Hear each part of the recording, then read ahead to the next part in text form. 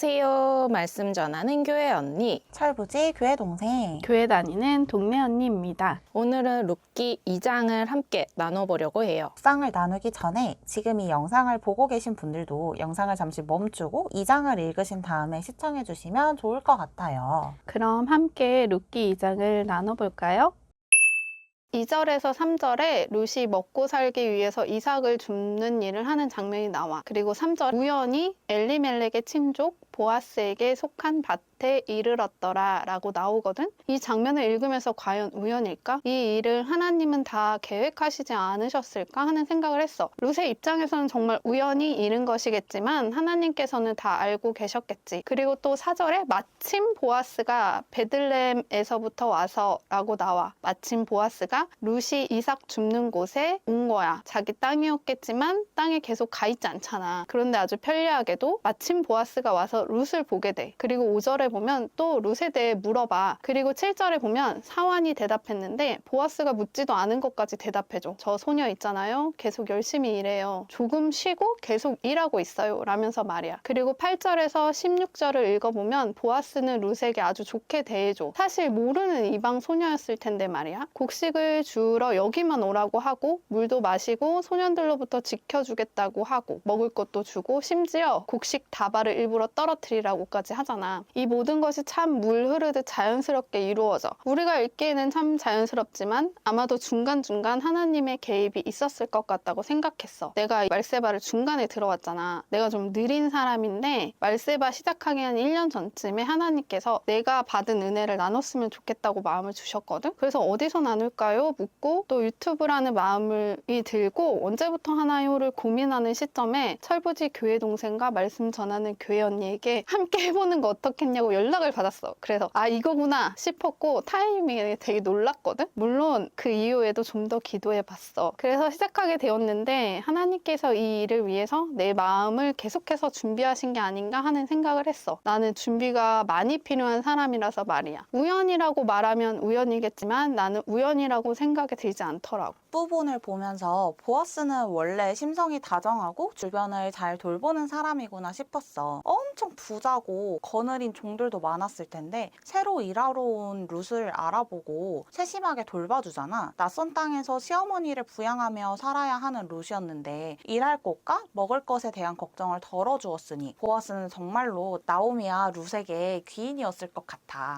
10절에서 12절에는 보아스가 잘해주니까 왜 나한테 이렇게 잘해주냐고 룻이 묻고 보아스가 대답하는 장면이 나와. 룻의 입장에서도 누군지도 모르는 웬 땅 주인이 와서 너무 잘해줘. 이상하지 않았을까 싶어. 뭐지? 좋기는 하지만 궁금하기도 하고 좀 겁이 나기도 했을 것 같아. 그런데 보아스가 참 그럴듯한 이유를 말해. 너 있잖아. 남편이 죽었지만 그래도 시어머니인 나오미에게 했던 너의 소식을 내가 들었어. 라면서 하나님께서 내가 행한 일에 보답하시기를 원하며 내게 온전한 상 주시기를 원하노라 라고 말해. 그냥 들으면 되게 그럴듯한 이유인 것 같지만 사실은 이 일이 도대체 보아스랑 무슨 상관인지 나는 잘 모르겠더라고. 왜냐하면 룻이 선한 일을 행한 건 맞지만 그게 보아스랑은 직접적으로 관련이 없잖아. 그런데도 보아스는 룻을 좋게 대해주고 지켜주고 먹을 것을 주고 앞으로도 주겠다고 하잖아. 나는 이 장면을 읽으면서는 보아스도 룻에게 긍정적인 관심이 있구나 라는 생각이 들었어. 1절에서 16절을 보면 엘리멜렉의 친족 보아스의 이름이 등장을 해. 마치 앞으로 일어날 일들에 보아스가 꼭 필요한 인물인 것을 예고해주는 듯 했어. 1장 마지막 절을 보면은 나오미와 룻이 도착했을 시기는 마침 보리 추수를 시작할 시기였어. 그래서 룻은 먹고 살기 위해 이삭을 줍기로 해. 그런데 하필 룻이 이삭을 주우러 간 밭이 보아스의 밭이었어. 우연처럼 보이는 하나님의 인도하심이 아닐까 싶더라고. 하나님이 나오미와 룻에게 무슨 일을 행하시겠구나 싶은 생각이 들었어. 또 때마침 밭의 주인 보아스가 등장을 해. 이렇게 딱딱 타이밍이 맞는 상황들을 보자니 하나님의 일하심은 정말 재미있는 것 같아. 그리고 보아스는 룻을 발견하고 대장 일꾼에게 누구인지 물어봐. 그리고 대장 일꾼이 룻에 대해서 이야기를 하는데 성실하게 일하고 있는 룻의 모습을 볼 수 있었어. 아침부터 와서는 잠시 집에서 쉰 외에 지금까지 계속하는 중이니이다. 힘들 법도 한데 룻은 성실하게 일을 했어. 그렇게 성실히 일하는 룻을 보며 보아스는 자신의 밭에서 이삭을 계속 주울 수 있도록 허락해줄 뿐 아니라 다른 일꾼들이 룻을 넘보지 못하도록 지켜주며 편하게 일할 수 있도록 마실 물도 제공해줘. 거기에 밥을 먹을 때도 룻을 불러서 함께 먹으며 볶은 곡식을 챙겨주고 룻이 이삭을 넉넉히 주울 수 있도록 곡식 단 사이에서 줍도록 하고 일부러 곡식 다발을 조금씩 버리면서 절대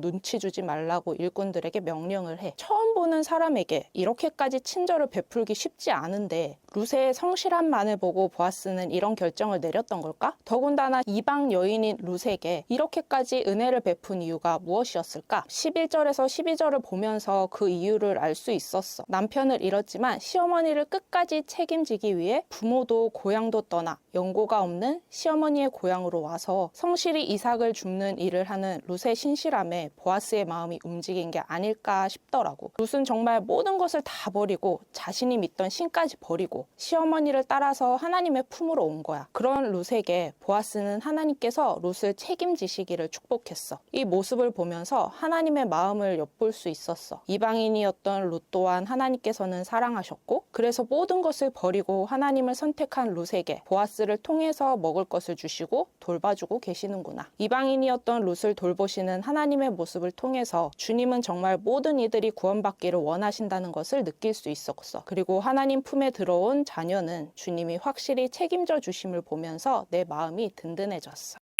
12절에 보아스가 한 말이 눈에 들어왔어. 그의 날개 아래에 보호를 받으러 온 내게 온전한 상 주시기를 원하노라. 이방 여인이고 자신의 고향을 떠나온 룻의 상황은 내 눈에는 엄청난 용기와 도전이라고 생각을 했는데 사실 하나님의 품으로 온 룻은 그 누구보다 안전한 상황이었었던 거야. 그리고 뒤이어 13절에 룻의 말도 신기해. 나는 당신의 하녀 중에 하나와도 같지 못하오나 아무리 이스라엘 사람들이 선민의식이 있었다지만 그건 이스라엘 사람들의 입장이고 주변 나라들에서도 그걸 인정해주고 스스로 낮춰서 얘기하는 거니까 룻이 지금 상황이 여의치 않아서 그런가? 나였으면 저렇게까지는 말 못했을 것 같아서 조금 신기했어. 17절에서 18절을 보면 룻이 밭에서 주운 보리는 약 한 에바쯤 된다고 해. 룻이 하루 종일 일해서 주운 이삭의 양이 어느 정도 될까 궁금해서 찾아봤는데 이 한 에바면은 22리터로 무게는 2.2kg 정도 된다고 하더라고. 이는 그 당시에 이삭을 줍는 사람이 평균 하루에 주울 수 있는 양보다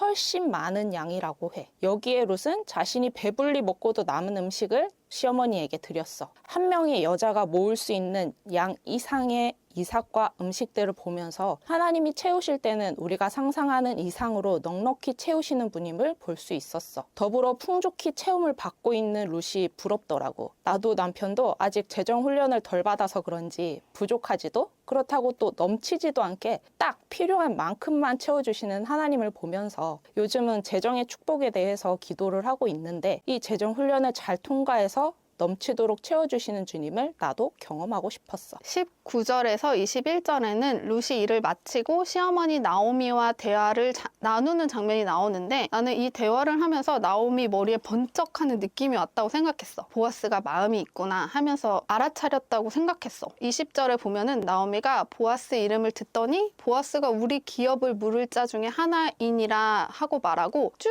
듣더니 22절에 내 딸아 너는 그의 소녀들과 함께 나가고 다른 밭에서 사람을 만나지 아니하는 것이 좋으니라 하는지라 라고 나오거든. 나오미도 뭔가 촉이 온 거라고 생각했어. 후반부의 내용에서도 보아스는 세심하게 룻을 신경 써주고 이 상황을 전해들은 나오미의 눈이 반짝하는 느낌이었어. 룻과 보아스가 나중에 어떻게 되는지 알아서 그런가? 현대의 관점으로 보면 이것이 썸의 시작인 것 같은 느낌이랄까? 19절에서 23절을 보면 나오미는 룻이 보아스의 밭에서 이삭을 주운 것을 알게 되었어. 그리고 보아스를 축복하며 그가 기업 물을 자 중에 하나임을 이야기해줘. 기업 물을 자라는 것은 나오미와 같이 남편과 가문을 이을 아들이 없는 상황에서 가까운 친척 중에 그 가문을 이어줄 수 있는 사람을 이야기해. 나오미의 가문을 이어줄 수 있는 사람 중 한 사람이 바로 보아스였던 거야. 나오미가 잃어버린 땅뿐 아니라 룻과 결혼하여 대를 이어줄 수 있는 사람, 보아스가 바로 그 사람이 될 자격이 있었어. 마침 보아스도 룻에게 추수가 끝날 때까지 이삭을 주울 수 있도록 해주었어. 그래서 나오미는 룻이 안전하게 이삭을 주울 수 있도록 보아스의 밭에서 계속 일하라고 해. 그렇게 룻은 보아스의 밭에서 추수가 끝나기까지 이삭을 주우면서 나오미와 먹고 살 수 있었어. 룻이 이삭을 줍기 위해서 찾아간 밭이 마침 나오미의 기업을 이을 수 있는 보아스의 밭이었다니 인도하다니 하나님의 인도하심이 참 신기했어. 그리고 하나님은 나오미를 슬픔 가운데 그냥 두시지 않고 하나님의 품으로 돌아온 나오미에게 기업을 이을 수 있는 은혜를 베풀려고 하신다는 것을 예상해 볼 수 있었어. 역시 하나님은 우리를 마냥 슬픔 가운데 두시지 않으셔. 슬픔 속에서도 우리에게 가장 선한 일을 행하시는 신실한 하나님께 감사한 마음이 들었어.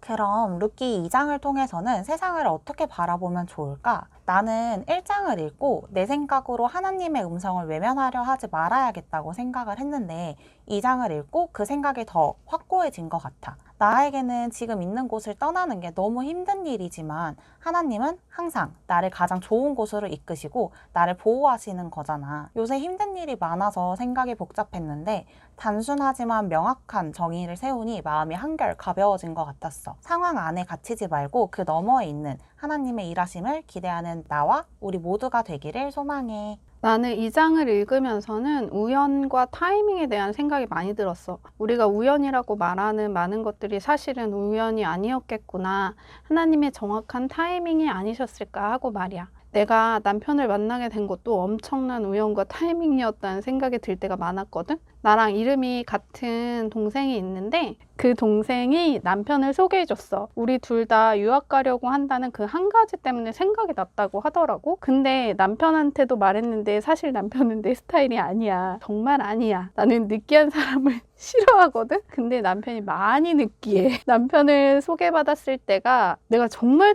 너무너무 힘들었을 때야. 그냥 누구라도 옆에 있어줬으면 하는 생각이 되게 많이 들 때였거든. 그래서 남편을 만나봤어. 만약에 다른 타이밍에 소개를 받았으면 안 만났을 것 같아. 근데 지금 생각해보면 그것도 하나님께서 내 삶에 간섭하시고 우연을 가장한 계획 속에서 만나게 하시지 않았을까 하는 생각이 들어. 그리고 참 그 타이밍이라서 다행이라고 생각해. 이런 일들처럼 참 많은 하나님의 딱 맞는 우연이 있었을 거고 앞으로도 있을 거라고 생각해. 그걸 조금이라도 더 알 수 있었으면 좋겠다고 생각했어. 나는 룻기 2장을 읽으면서 하나님의 돌보심에 대해서 생각하게 되었어. 아무것도 남은 것이 없이 고향으로 돌아온 나오미와 그저 시어머니를 따라 모든 것을 다 버리고 따라온 이방 여인 룻을 하나님은 여전히 사랑하시며 보아스에게로 인도하여 보아스를 통해서 돌봐주셨어. 그때 당시 나오미와 룻은 하나님의 돌보심이라는 것을 알 수 있었을까? 별다른 특별한 일이 없어도 내가 오늘 이렇게 살아 숨쉬는 것도 먹을 수 있는 양식이 있는 것도 따뜻하게 몸을 누울 수 있는 집이 있는 것도 다 하나님의 돌보심이 있기에 가능한 것임을 생각하며 하나님께 감사하게 되었어. 또 슬픔과 아픔 속에 있는 나오미를 내버려 두시지 않고 주님의 선한 길로 인도하고 계셔. 나의 슬픔도 아픔도 고통도 두려움도 모두 주님께서 돌보고 계신다는 사실에 감사했어. 나의 어떠함 때문이 아니라 그저 하나님의 자녀라는 사실 하나만으로 나의 모든 것을 돌봐주시는 하나님께 감사해.